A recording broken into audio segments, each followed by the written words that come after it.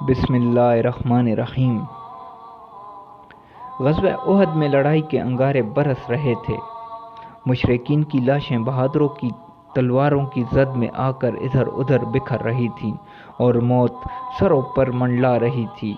اتنے میں حضرت علی کرم اللہ وجہہ مسلمانوں کے علمدار ہوئے تو مشرکین کے علمدار ابو سعد بن ابی طلحہ نے ان کو دیکھا اور اپنے گھوڑے کو دوڑاتا ہوا میدان جنگ کے بیچ میں پہنچا جہاں گردنیں کٹ رہی تھیں، اور فخریہ انداز میں کہنے لگا، کیا کوئی مرد میدان ہے؟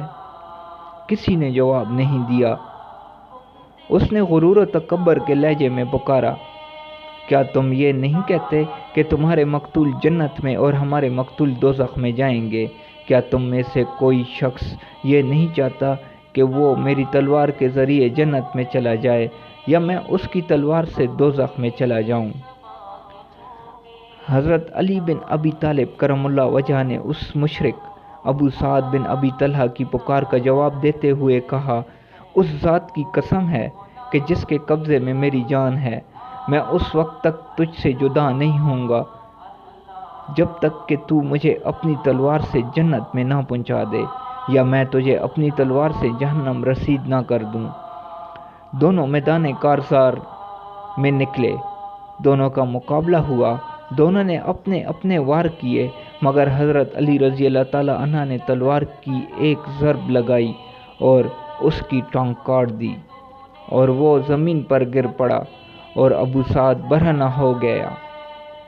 پھر وہ ملتجی ہوا، اے ابن میں تجھے خدا کی قسم دے کر کہتا ہوں اور تجھ سے رحم کی درخواست کرتا ہوں۔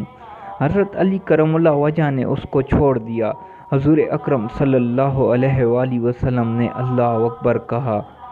حضرت علی رضی اللہ تعالیٰ عنہ کے ساتھیوں نے پوچھا، بھلا آپ رضی اللہ تعالیٰ عنہ نے اس کو کیوں چھوڑ دیا؟ اس کا کام ہی تمام کر دیتے۔